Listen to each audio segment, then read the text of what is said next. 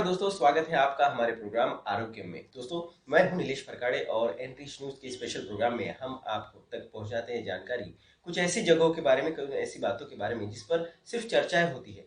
चीज़ें अच्छी बताई जाती है मगर उसकी कई बुरी बातें भी बताई जाती है, क्योंकि बात होती है शरीर की। बात अगर इंसान के हेल्थ की हो तो निश्चित तौर पर हर उस बात पर इंसान विश्वास कर लेता है जो उसे कही और बताई जाती है। ऐसा ही एक विषय है जिसे हम आईवीएफ के नाम से जानते हैं। दोस्तों, किसी भी घर में जब शादी होती है तो उस बहू से उस वंश को चलाने के लिए कई चीज़ों के लिए उस पर प्रेशर किया जाता है। कई बार ऐसा होता है कि उन चीज़ों में कई कॉम्प्लिकेशंस आते हैं और फिर उसे जिम्मेदार ठहराया जाता है और इसी वजह से कई शादियां भी टूटती है। तो ये विषय है आईवीएफ के बारे में। नाम तो आपने सुना होगा, कई एड्स इस पे चलती है, मगर एग्जैक्टली ये होता क्या है, इस पर हम चर्चा करेंगे। और आज हमारे हमारे साथ चर्चा करने के लिए डॉक्टर मयूरी आसुदानी जी हैं, जो कि आईवीएफ एक्सपर्ट भी है और कंसल्टेंट भी है, और उनसे जानकर हम ये कंफर्म करेंगे कि ये आईवीएफ किस तरह से काम करता है। मैम, आपने व्यस्त समय में से समय निकालकर हमें समय दिया, उसके लिए थैंक यू। सबसे पहला सवाल, ये आईवीएफ होता क्या है? देखिए, आईवीएफ का फुल टर्म रहता है इन विट्रो फर्टिलाइजेशन। इसका मतलब क्या रहता है? देखिए, नॉर्मली कंसीव करते समय, जब संभोग करते समय वीरों में से शुक्राणु निकलते हैं, तब शुक्राणु ये ट्यूब में जाते हैं। अंडकोश का अंडा अपने टाइम से, है ना, 14 से 16वें दिन के बीच में अंडकोश का अंडा फूटता है और ट्यूब में चला जाता है। तो दोनों शुक्राणु और अंडकोश का अंडे का मिलन होता है ट्यूब में। मान लीजिए अगर किसी की ये ट्यूब बंद रहती है तो यही प्रक्रिया हम बाहर करते हैं, इसलिए इसका नाम है टेस्ट ट्यूब बेबी। जो काम ट्यूब करती है वो चीज हम बाहर करते हैं, इसलिए इसका नाम टेस्ट ट्यूब बेबी। अब आईवीएफ कैसे पड़ा इसका नाम? आईवीएफ मतलब इन विट्रो फर्टिलाइजेशन। एक होता है इन वीवो, एक होता है इन विट्रो। इन वीवो मतलब जो चीज अंदर चल रही है, बट वही चीज अगर हम बाहर कर रहे हैं तो इसका नाम हो जाता है इन विट्रो। और फर्टिलाइजेशन मीन्स मिलन। तो हम जो बाहर मिलन करा रहे हैं, मतलब इन विट्रो फर्टिलाइजेशन, तभी इसका नाम आईवीएफ पड़ा। जाहिर सी बात है, निश्चित तौर पर इस विषय को लेकर ये जानकारी तो आप तक जरूर आपके लिए काम की होगी। सर, मैम, सबसे महत्वपूर्ण चीज कि ये किन कपल्स पर यूज किया जाता है, क्योंकि हर व्यक्ति नॉर्मली कंसीव तो कर ही लेते हैं, मगर बेसिकली ये किन लोगों पर यूज होता है स्पेशली? देखिए, बहुत सारी प्रॉब्लम्स होती हैं आजकल। सबसे ज़्यादा तो हमें ये देखना पड़ता है कि कपल्स एक दूसरे के साथ रेडी नहीं रहते हैं। एक दूसरे को ब्लेम करते हैं कि तुम में ज़्यादा बीमारी है, मेरे में कम बीमारी है, तुम्हारे वजह से बच्चा नहीं हो रहा है। एक कपल को ये चीज़ समझना बहुत ज़रूरी है कि दे आर अ टीम। एक टीम बन के आपको अपना काम करना है। जब तक आप एक दूसरे को ब्लेम करेंगे तब तक आगे बढ़ेंगे नहीं। अब मेल्स में कुछ अलग प्रॉब्लम्स होते हैं, फीमेल्स में कुछ अलग प्रॉब्लम्स होते हैं। मेल्स में क्या प्रॉब्लम्स होते हैं? शुक्राणु अगर किसी के कम है तो उसको बच्चा करने में प्रॉब्लम होती है। फीमेल्स में दो चीज़ें बहुत ज़रूरी रहती है, एक होता है बच्चेदानी, दूसरा रहता है अंडकोश का अंडा।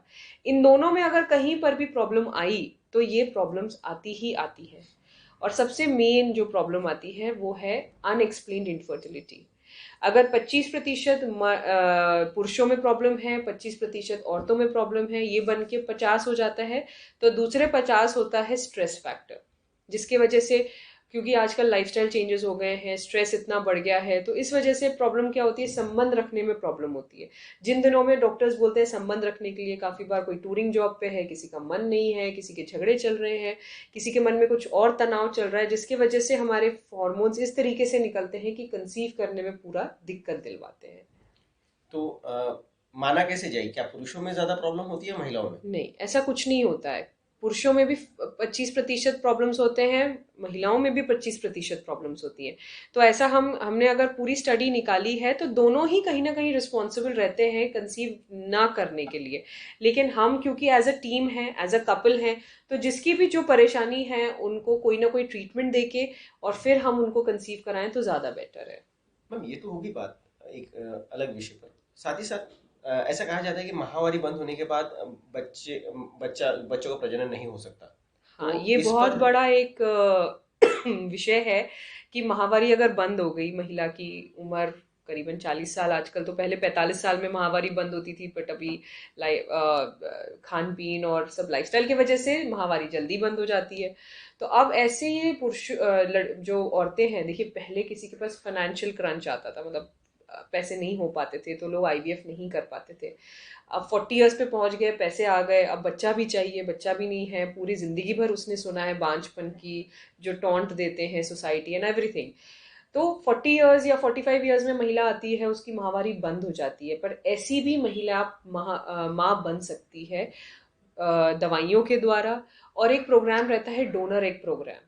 इसमें क्या रहता है, हम किसी और महिला का एग बाहर लेते हैं जो 28 साल के नीचे की रहती है, उसका एक बच्चा नॉर्मल रहता है, वो महिला का अंडा बाहर लेके उसके हस्बैंड जिनको बनना है उसके हस्बैंड के शुक्राणु लेके दोनों को मिक्स करके फर्टिलाइज करके उस महिला में डालते हैं जो माँ बनना चाहती है ना। तो क्योंकि क्या होता है 40 साल में जब माहवारी बंद हो जाती है तो मतलब अंडकोश का अंडा बनना बंद हो गया है, लेकिन माँ बनना संभव है।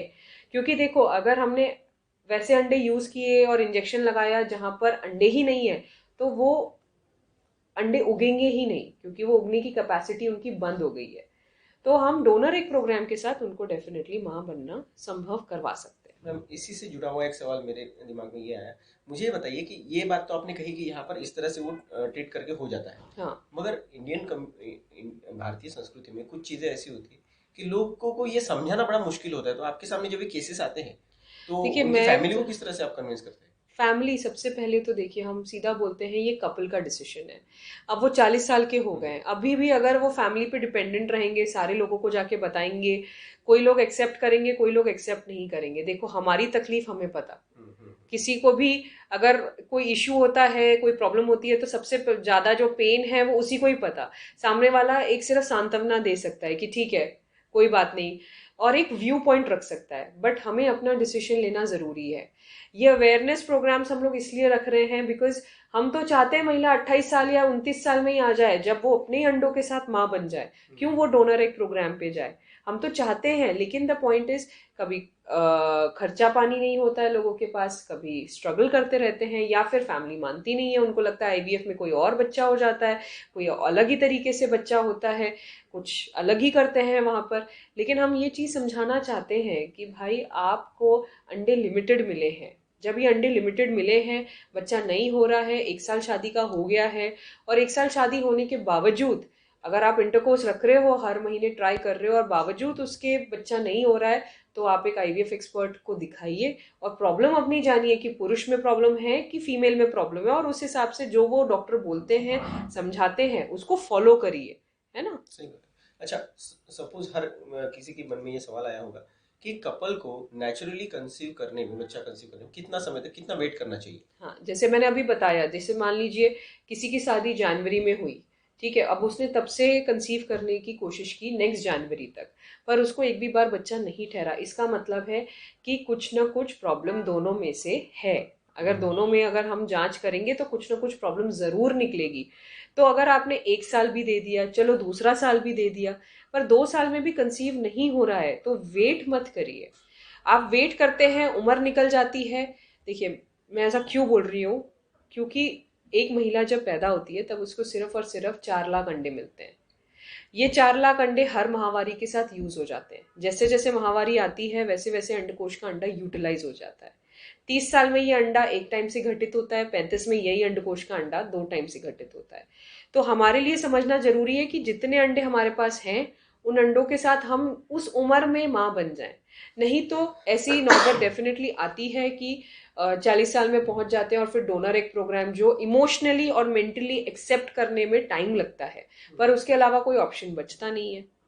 ये सब चीजें और रहती उसके है। साथ साथ जो फैमिली में उनको क्लैशेस होते हैं उसके उस दौरान, वो निश्चित तौर पर वो भी कहीं ना कहीं माइंड पे देखिए फैमिली तो समझेगी ही नहीं, जिसको बच्चे नॉर्मली हो गए नेचुरली हो गए वो तो डोनर एक प्रोग्राम तो समझ ही नहीं सकता, सबसे पहली बात तो ये हस्बैंड और वाइफ ने ही डिसीजन लेना है अलॉन्ग विद द डॉक्टर। और ये थोड़े से सेंसिटिव इश्यूज रहते हैं कि हम इनके बारे में ज़्यादा बात करना, और ये क्योंकि ये बच्चे की फ्यूचर पे अफेक्ट करते हैं कहीं ना कहीं, तो दिस इज लाइक कॉन्फिडेंशियल। तो ये सिर्फ डॉक्टर और उस पेशेंट को पता रहता है कि हुआ क्या एग्जैक्टली उनका कंसेंट लिया जाता है, कंसेंट से ही फिर आगे बात बढ़ रही है।